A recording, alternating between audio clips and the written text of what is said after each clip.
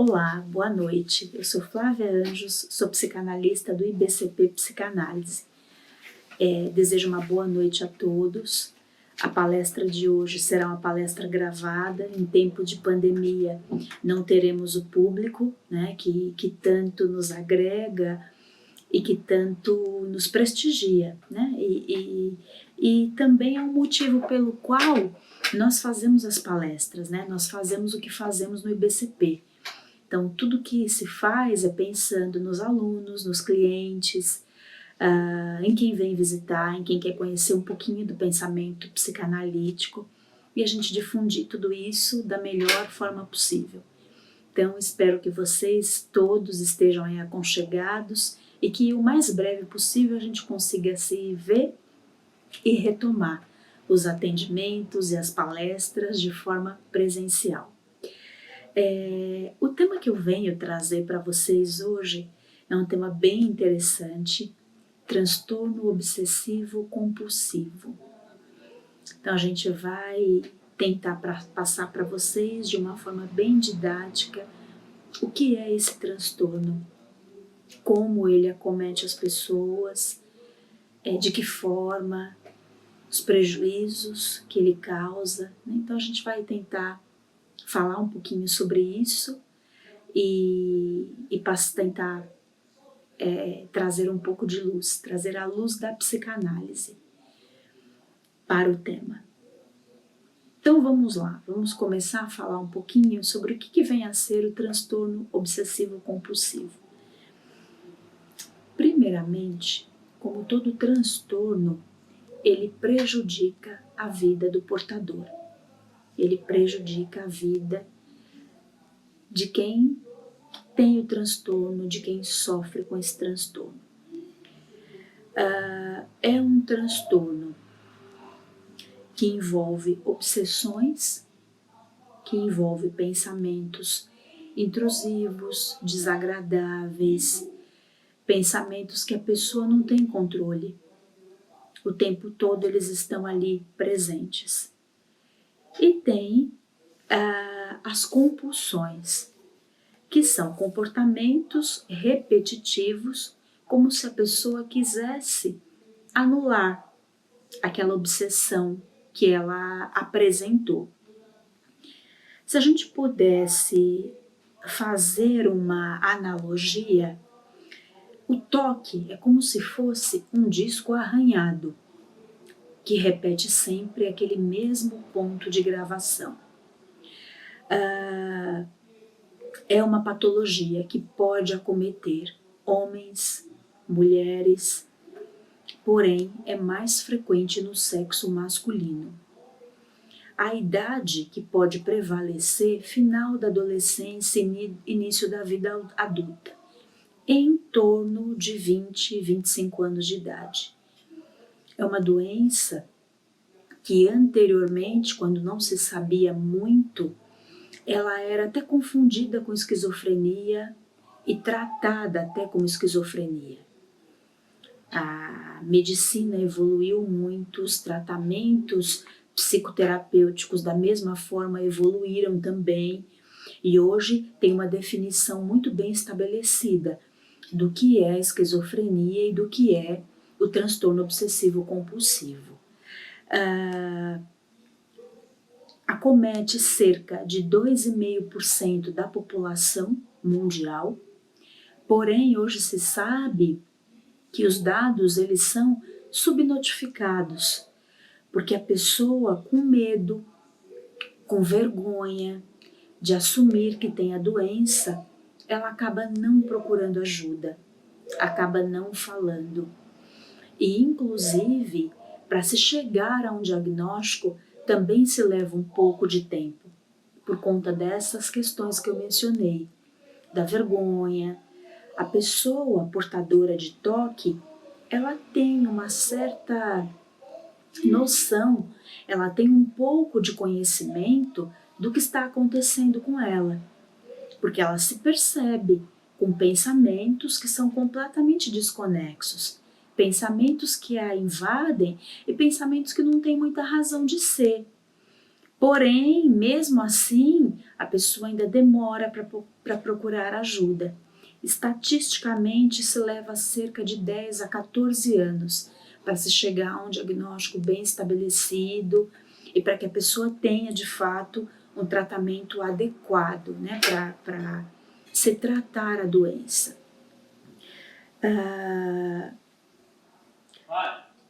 A personalidade acometida pelo toque são personalidades perfeccionistas, que lidam muito mal com o erro, tanto com o seu próprio erro, quanto com o erro do outro. São pessoas muito detalhistas, que gostam de tudo muito correto, que têm um grau de exigência e de cobrança exagerado consigo mesmo. E esse tipo de personalidade é o tipo que mais é acometido de toque. São pessoas controladoras também. Bom, para se chegar a um diagnóstico de toque, tem algumas características que são levadas em consideração. E eu vou dizer para vocês algumas das características. Tem muito mais. A gente vai elencar aqui algumas. Ideias, pensamentos que são evasivos, inadequados, desagradáveis, dúvidas repetitivas, impulsos agressivos. Será que eu agredi alguém? Enfim. Imagem sexual, pornográfica. Conferir gás, porta, janela. Essas são algumas das características. Essas características são uma base que se utiliza para se reconhecer a doença, dentre outras. Porém, o que se leva em consideração? O toque, ele traz um prejuízo muito grande para a vida da pessoa, porque ela é invadida por uma série de pensamentos e ela perde muito tempo fazendo rituais, tendo comportamentos que anulam, que aliviam as obsessões. Muitas vezes, uma pessoa leiga pode achar que o toque ele é como uma mania, mas a mania ela é algo diferente. As pessoas podem ter as mais diversas manias e não ser necessariamente toque. O toque ele é caracterizado, isso que eu quero que fique bem gravado para vocês, ele é caracterizado por um prejuízo, por uma condição que causa um desgaste muito grande, que afeta a vida da pessoa de uma forma muito intensa, trazendo uma série de malefícios mesmo, porque ela deixa de viver, ela deixa de ter uma evolução na sua vida, de muitas vezes ter um lazer, seguir com a sua vida de forma, vamos dizer assim, normal, e ela se vê inundada pelo transtorno. Tem uma fala de uma paciente num documentário que eu assisti sobre toque, onde ela fala assim: o toque me venceu, o toque é mais forte que eu. E isso realmente é algo assim, é muito sério, né? É muito comprometedor, né? Traz assim um déficit para a qualidade de vida da pessoa muito grande. Por exemplo, existem os mais diferentes tipos de toque. Por exemplo, de simetria, que é onde a pessoa tenta organizar as roupas todas de uma mesma forma, todas têm que estar do mesmo lado, do mesmo jeito, simetricamente arrumadas, separadas por cor, por camisa, por camiseta. Por exemplo, o toque de contaminação relacionado à higiene. A pessoa achar que ela vai se contaminar, que ela vai ser infectada por vírus, por bactérias. E a pessoa, então, ela segue um ritual exaustivo de limpeza. Se ela toca em algum lugar, ela já está com pano, com álcool. Normalmente, pessoas que têm uma história de mania de limpeza, mas uma mania que já começa de uma forma exagerada. A pessoa tinha essa questão, limpava muito, organizava muito, e aí ela vai desenvolvendo cada vez mais o transtorno e isso paralisa a vida dela, né? Então, quando é que deixa de ser uma simples mania e quando é toque? Quando traz tanto prejuízo e tanto desconforto a ponto de paralisar a vida da pessoa. Nessa fala que eu trouxe para vocês, onde a pessoa diz o toque é mais forte do que eu, ela conta que ela tem o toque relacionado à mania de limpeza. Ela lava as mãos diversas vezes ao dia, ela tem a sensação de que vai se contaminar, ela não gosta de receber visitas na casa dela, ela recebe, mas muito que a contragosto. Quando as pessoas chegam na casa dela, ela impõe uma série de condições para que as pessoas adentrem na sua residência. Então, a começar, a pessoa tem que tirar o sapato, deixar do lado de fora. A pessoa vai entrando na casa, ela já vai com um pano, passando, higienizando, e quando a pessoa sai, da mesma forma, ela continua a fazer uma higiene, e uma higiene exaustiva, uma faxina. A pessoa traz como uma faxina de organizar armários, de reorganizar tudo de novo, e principalmente as coisas que foram tocadas pela visita. E assim, muito tocante, que ela relata que o próprio marido, que a própria família diz que ela não tem vida. Então, as pessoas ao redor, em volta dela, sinalizam que ela não tem vida. E aí o marido chegou inclusive a dizer, olha, eu tenho uma excelente dona de casa, eu tenho uma escrava da casa, eu não tenho uma mulher, eu não tenho uma companheira. Então esse fato eu estou trazendo para ilustrar para vocês uma cena, como é o que acontece com o portador dessa doença.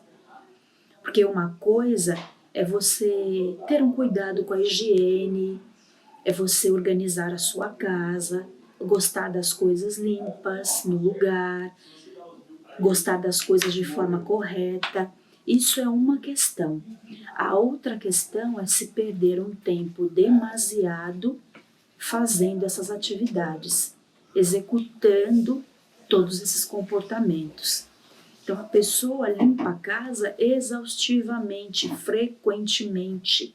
Tem um gasto também imenso com produtos de limpeza, né? Não tem uma vida conjugal, não tem uma vida familiar, tem uma série de prejuízos e que inclusive podem acarretar em coisas mais sérias para ela.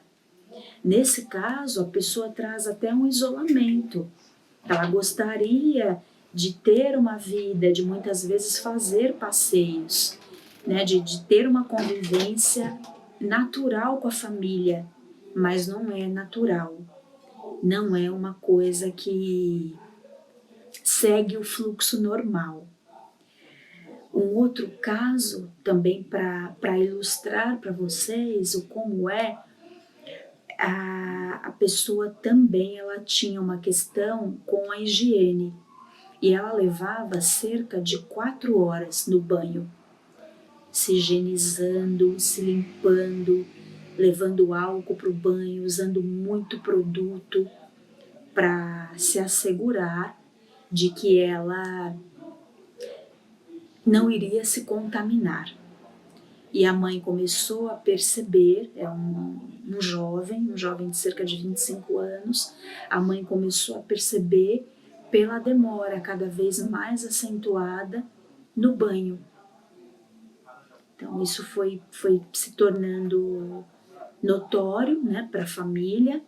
A família teve um papel bem importante nesse caso, porque a partir daí a mãe começou a sinalizar, né, para o filho os comportamentos que ele estava tendo, e com um pouco de custo ele conseguiu aceitar ajuda. E aí não só precisou de tratamento médico, como também faz tratamento psicoterápico. Um outro caso, um caso ligado à conferência de janelas, de portas, a pessoa já tinha uma tendência a conferir a janela, portas, a válvula do gás estava realmente destravada.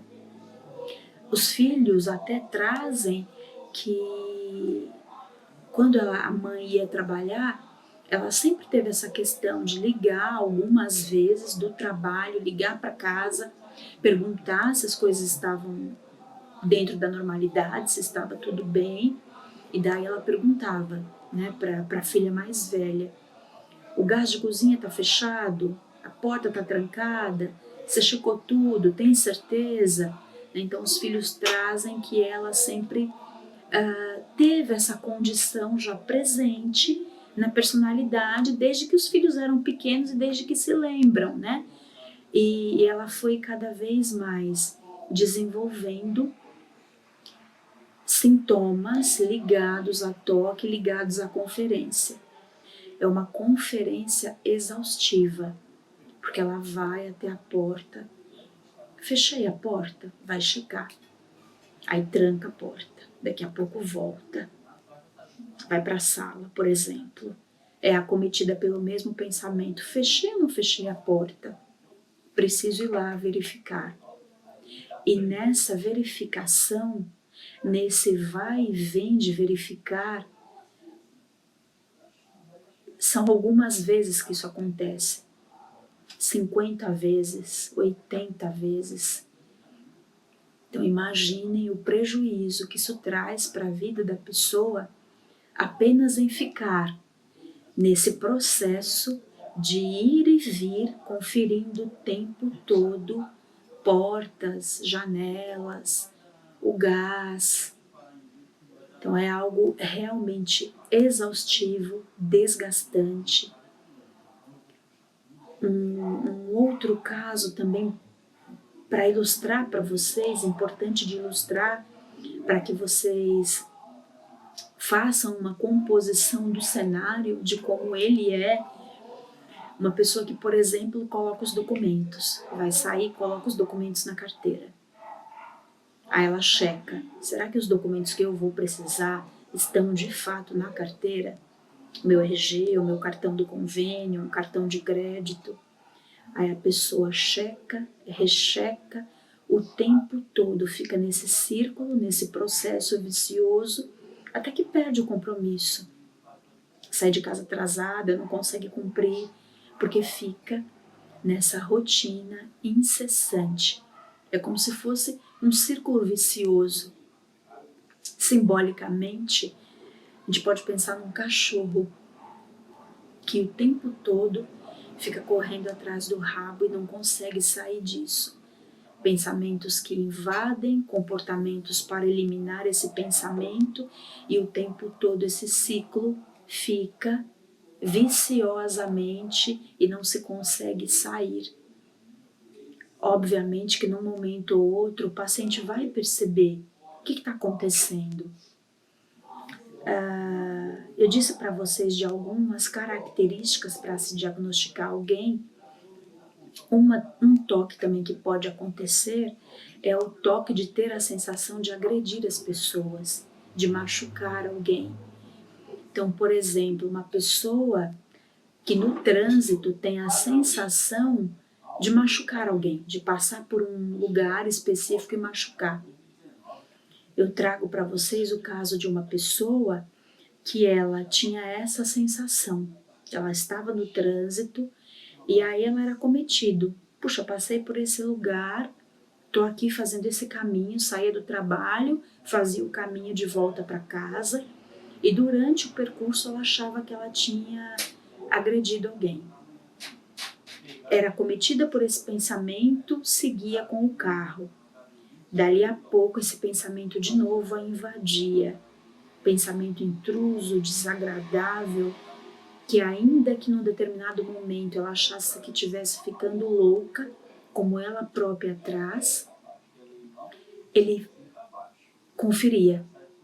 Seguia de novo no mesmo caminho, dava a volta, procurava passar pelo mesmo lugar. E um episódio, por exemplo, levou 4 horas. A pessoa passando pelo mesmo lugar repetidamente por 4 horas, por conta dos pensamentos que a invadiam. Então checava, de novo não se satisfazia, olhava e de novo, e de novo, e de novo. Né? Então vejam o prejuízo que cerca, né? A quantidade de vezes que se gasta no mesmo movimento. Então é isso que é interessante de vocês olharem, de vocês pensarem. É uma estrutura pré-psicótica. É uma estrutura que muitas vezes vai precisar de fato de um acompanhamento psiquiátrico. E aí, claro, em acompanhamento psiquiátrico, muitas vezes pode ser necessário o uso de medicamentos. Os medicamentos, nós sabemos, traz um efeito colateral. Então, normalmente, boca seca, tontura, levam a pessoa a dormir demais, muitas vezes mexem com os reflexos, né? Então causam um prejuízo, por exemplo, no dirigir, né? Complicado, uma pessoa, dependendo da medicação que ela for fazer uso, é muito complicado, a questão da libido que fica muito prejudicada, né? E muitas vezes os pacientes deixam de lado o tratamento medicamentoso por conta dos efeitos colaterais que são causados pela medicação. São de fato medicações fortes e que, claro, a gente sabe que não existe medicação que não traga algum efeito, né? Que não traga alguma questão para a vida da pessoa. No toque, funciona muito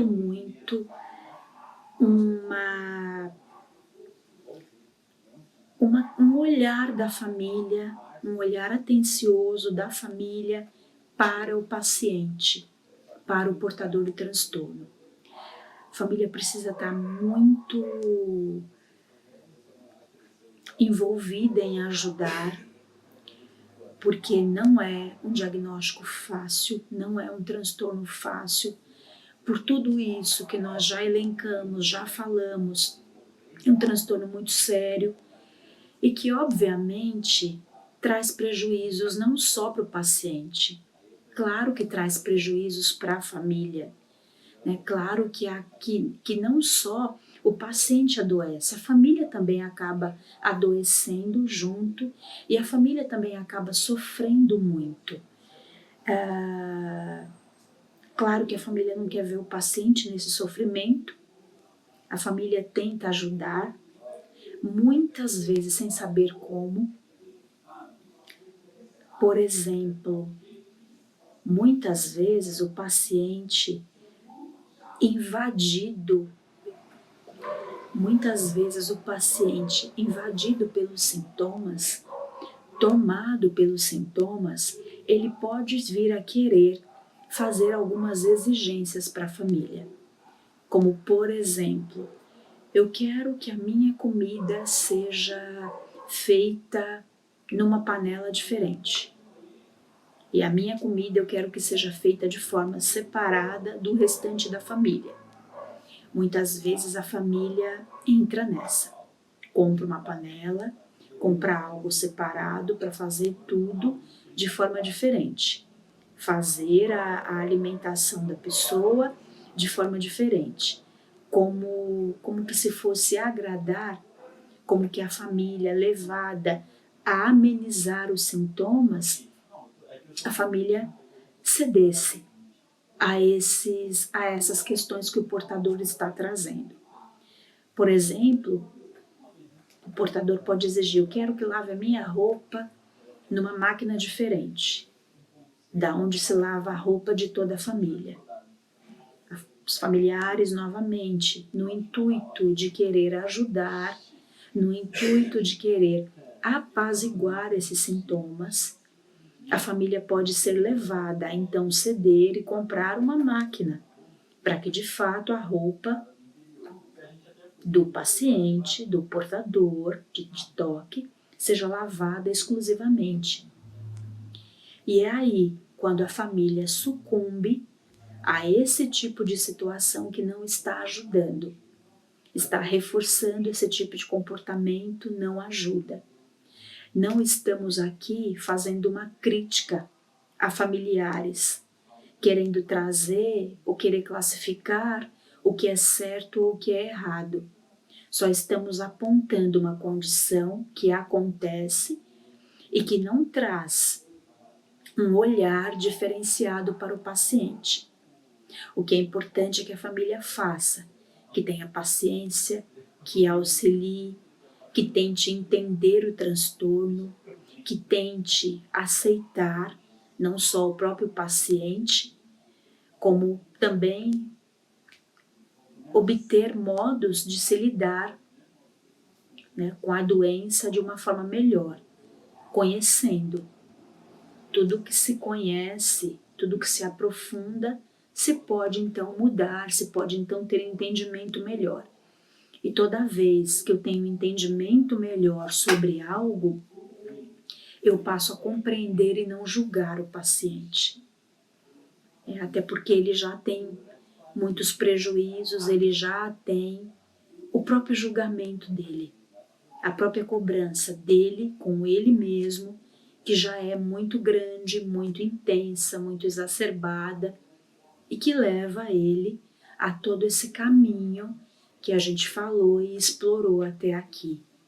Tá? Obviamente também que todas essas questões, tudo isso que eu trouxe para vocês, pode levar a pessoa a um isolamento. É muito frequente o paciente dizer para a gente assim: eu perdi meus amigos, eu estou completamente isolado, nem a família me quer mais por perto. Porque como tudo isso é exaustivo, é desagradável, como tudo que se impõe à família é, claro, doloroso, como eu disse a vocês, não só o paciente adoece, mas toda a família, normalmente pode se causar realmente esse afastamento. As pessoas não entendem, né? Quando não se aprofunda, quando não se vai buscar o que é, quando não se conhece, muitas vezes se pode ficar julgando sem entender. E aí isso não vai gerar benefício algum, trazer benefício algum para a pessoa, né? Ela por si só já tem uma carga muito grande, muito intensa que é imposta, né? E aí, além do mais, lidar com o isolamento, né? Acabar, de certa forma, ficando só. É claro que é algo, se a gente for falar em termos psicanalíticos, é claro que é algo que a própria pessoa, de certa forma, busca de uma forma inconsciente. Ela cria o tempo todo rituais, né, para ela, para os outros. Ela não sabe de nada disso, dessa questão inconsciente. Mas são pessoas que têm uma questão com um controle muito forte. Parece uma criança birrenta que o tempo todo quer controlar, dominar. Né? E além do mais, essa questão da perfeição também, a gente sabe que não existe nada que seja perfeito. Não existe a perfeição em nada. né? O que se tem é evolução, é aprendizado, é se construir, é se aprender com os erros. Perfeito nunca teremos nada, né? E para essas pessoas lidarem com coisas que não são, que não saem perfeitas, né? Para elas é uma condição muito difícil, muito complexa. E se nós formos pensar um pouquinho em como vivemos na sociedade atual, nós vamos nos deparar com questões cada vez mais de cunho perfeccionista. As pessoas o tempo todo elas têm que estar sorrindo, no mundo onde tudo ocorre de uma forma perfeita, onde tudo segue correto, onde é um mundo, né, de regado a perfeições. Não se pode entristecer, né, tem uma busca muito grande, né, por uma pílula que traga felicidade, pela felicidade a todo momento. As pessoas colocam nas redes sociais fotos sorrindo, os lugares que elas frequentam são sempre os melhores, com gente feliz. E cá entre nós, convenhamos, não é assim que a vida segue. A vida tem sim seus momentos felizes, mas ela tem também as questões que não dão certo, os erros, as arestas que precisam ser aparadas para o nosso próprio bem, para a nossa própria evolução. E isso é muito saudável e necessário na vida da gente. O erro, os contratempos, as coisas que acontecem pelo meio do caminho e que não saem da forma como nós gostaríamos que saísse, elas nos trazem repertório, elas nos trazem know-how e a possibilidade de evoluir e fazer melhor da próxima vez. Então isso é algo interessante, né, para se olhar e que as pessoas pouco se detêm a isso, né, na corrida pelo acerto, pela felicidade, as pessoas muitas vezes não se dão conta disso, né? Uma outra questão importante para a gente falar, ligado também a termos de atualidade, de sociedade, se a gente for parar para pensar um pouquinho, né, na pandemia que hoje assola o mundo, né, na pandemia de Covid-19, pessoas que têm toque relacionados à questão de higiene sofrem muito com essa condição. Porque imagine o tempo inteiro, lavagem das mãos, usar o álcool, a máscara. Essas pessoas elas não descuidam disso. E elas têm um grau de ansiedade muito grande em virtude disso. A ansiedade delas aumenta muito, aumenta de uma forma considerável. Já é uma patologia ligada à ansiedade. Ela tem picos de ansiedade que eu diria assim, que é uma forma linear de ansiedade, mas é uma ansiedade que está presente ali. Não é como o pânico, né? Porque o pânico ele seria uma descarga de ansiedade muito grande, muito intensa. A maior descarga de ansiedade aguda que uma pessoa poderia sentir, inclusive com prejuízos físicos no corpo. A pessoa pode ter taquicardia, sudorese, palpitações, enfim.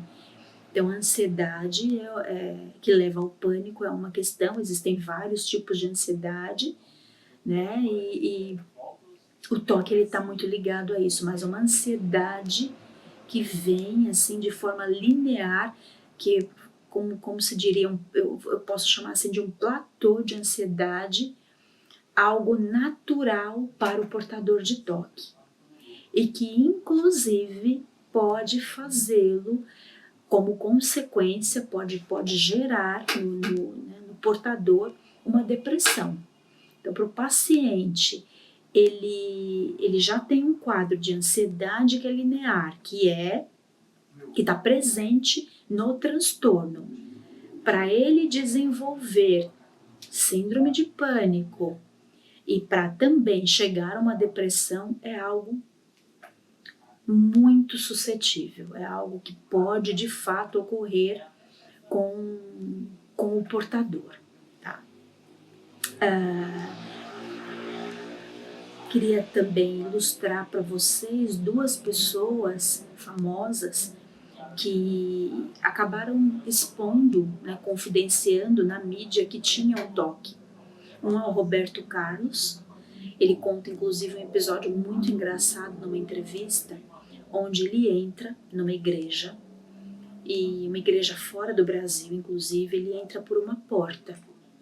Ele assiste toda a missa. Quando ele vai sair da igreja, ele quer sair pela mesma porta a qual ele entrou, e essa porta já está fechada. E ele pede para uma pessoa ali da igreja, né, que fazia parte da igreja, ele pede para que essa pessoa então abra a porta. Ele precisa sair pela mesma porta que ele entrou. Bom, para resumir para vocês, isso dá uma confusão tão grande, porque a pessoa se nega a abrir a porta. A pessoa diz, mas olha, você não está vendo? Tem essa porta aqui imensa, essa outra porta aqui está aberta. Você não está vendo, não está percebendo? Eu não vou abrir mais a porta. Eu não vou abrir essa porta por onde você entrou. Não tem sentido fazer isso.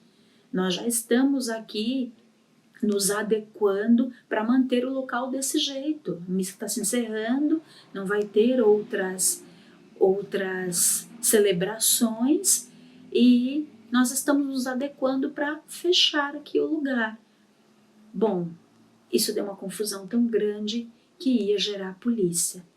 A pessoa disse que se ele não parasse, que se o Roberto não parasse de importunar, ia levá-lo até as últimas consequências, ia chamar a polícia para detê-lo, enfim. Então, para vocês terem uma outra ilustração e de pessoas, né, que famosas e que expuseram isso.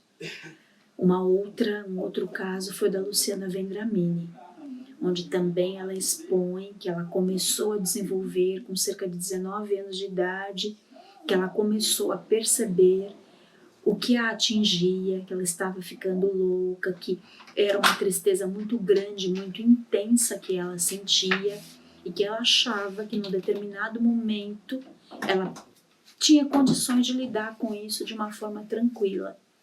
Até que, enfim, não houve questões de lidar com isso e precisou realmente partir para um tratamento.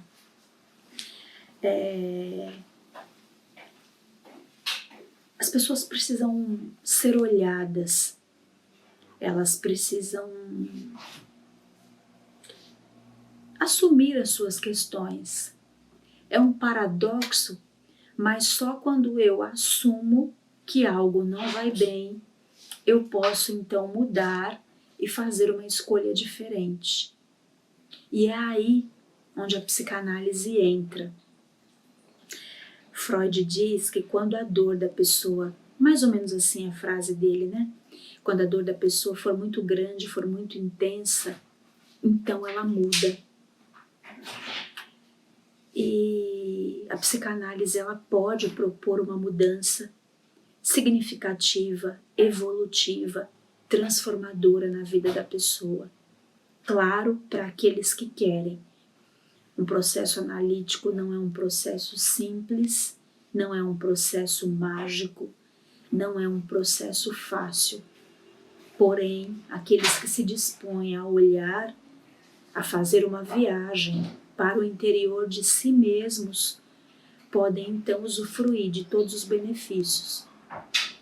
A psicanálise, ela vai a fundo no inconsciente, ela vai a fundo olhando para todas as questões de um indivíduo, olhando para esse indivíduo e estabelecendo, tornando possível fazer emergir um sujeito que olha para suas questões, um sujeito que resolve fazer melhor, um sujeito que vai ali ver coisas em processo analítico, né? Vai ali ver coisas boas e coisas não tão boas assim, mas resolve mesmo assim, com tudo isso, seguir seguir adiante, seguir rumo ao seu tratamento.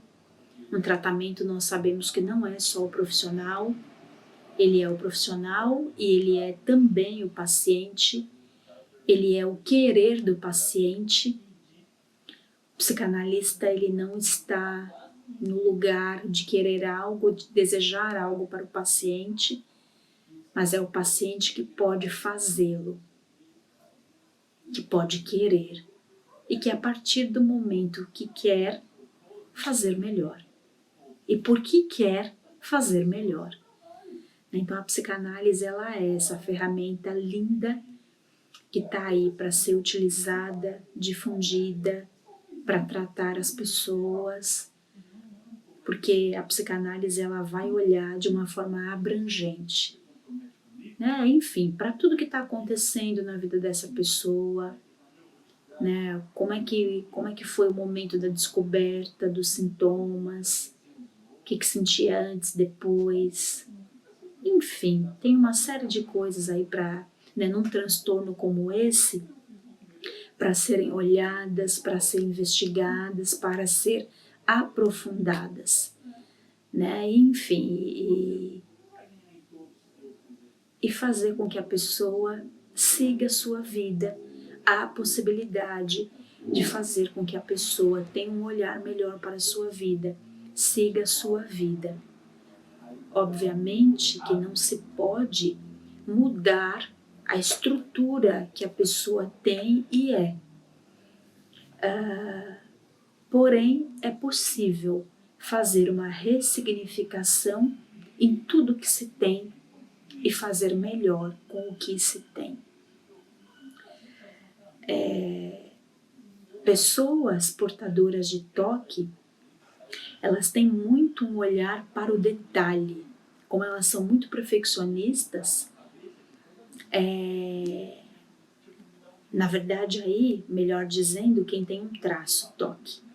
São pessoas que podem fazer trabalhos excelentes, trabalhos, por exemplo, de revisão, tradução, pessoas que pegam erros que vão no detalhe e que são muito necessárias, né? Então tudo pode se encaixar no mundo, tudo pode ter um benefício, que se a gente mudar o olhar, mudar a nossa percepção, pode sempre encontrar benefícios e pode encontrar razões melhores, né, para se lidar com tudo que se tem. Jung diz uma frase muito linda e que a mim me toca muito. Domine todas as técnicas, conheça todas as teorias, mas ao tocar uma alma humana, seja apenas uma outra alma humana. Desejo a todos vocês uma boa noite. Estou à disposição. Qualquer dúvida, qualquer questão que tenha ficado, quem quiser entrar em contato com o IBCP, estarei à disposição para responder qualquer dúvida que vocês tenham, tá bem? Obrigada a todos pela presença virtual, uma boa noite e até a próxima palestra.